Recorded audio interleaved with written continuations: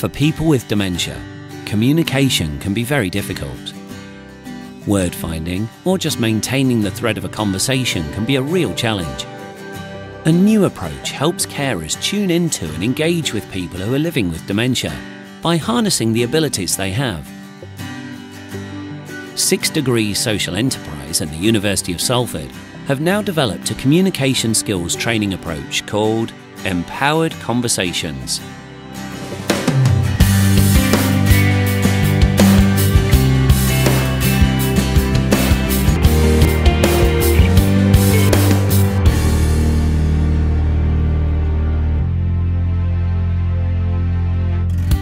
We've got established a knowledge transfer partnership with the University of Salford, and we're using the expertise that's available from the Salford University's Institute of Dementia to kind of help us to refine and develop the approach that we've started to work on.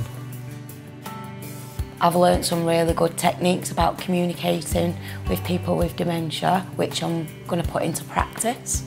Coming from someone who thought they were a very good conversationalist and bringing things out to people, just a new way of working on that. I think it's completely unique, it's very innovative and it's groundbreaking. Just generally thinking more about how I communicate rather than firing 10 questions at someone and then expecting a good conversation to follow. Communication is one of the most important things that you're going to do with somebody with dementia, and knowing the right things to say and do with them is really important. It doesn't have to be all questioning. The invitation to response, I think, is a really interesting process. So within the confines of an Empowered Conversations workshop, how does invitation to respond actually work? So for a person living with dementia, just using an invitation to respond, there's no pressure. Whereas if you ask them a question and they don't know, they can't remember, they forgot, they're going to get quite stressed if they can't answer that question. Invitation to respond, they can do it at their own pace, they can join in with the conversation. I've tried to avoid using any language that feels like I'm correcting or disputing. If they think you're someone else, just go with that. If they think you're in a different place to what you are, just go with it and just keep the conversation flowing. If we were just going to use direct questions, which I probably did when I first started working with people living with dementia, so I might be saying, oh, did you like doing that card? And if they have no memory of what they've just done, straight away they're going to be put on edge about that discussions. So now I'd probably just start the conversation by saying, that's a great card, and that would be it. That gives them an opening, and if they want to, they can join in. If they don't, then keep trying.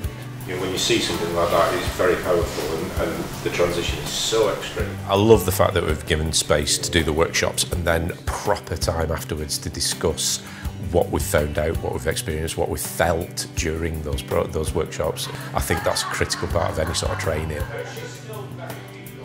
6 Degrees and Phil in particular have developed a really interesting course where people can find new techniques to work with people with dementia in a completely different way, and you can really see the confidence that people have got from being on the course. It's not a one-tool-fits-all scenarios. You've got to put a lot of context in it, a lot of your own personal understanding of that. Being able to discuss it fully and talk about feelings as well as the actual process, I think is very important. Up to now, only specialists in dementia care had regular access to training of this kind.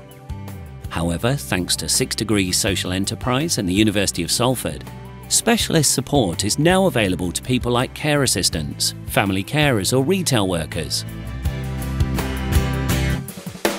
I think there's an aspiration to try and create a more dementia-friendly society.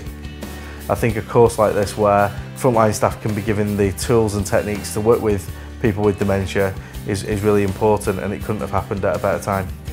The more knowledge that's out there and the more people know about it and they can learn these techniques, then maybe it's not going to be as taboo.